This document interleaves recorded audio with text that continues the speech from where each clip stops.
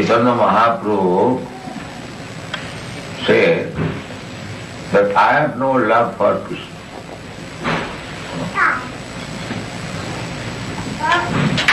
That verse, just I forget. Na prema gandhasti. So you have no love for Krishna, you are always crying for Krishna, and still you say that you have no love for Krishna. No, I am crying just to make a show. Actually, I am not devotee of Krishna. Why?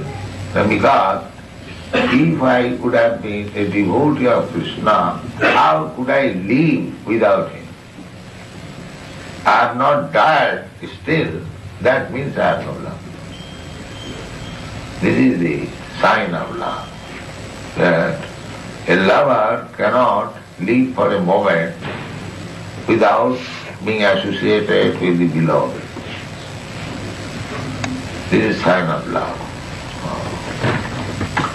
So this love can be appreciated only between Radha and Krishna, or between the gopis and Krishna, not otherwise.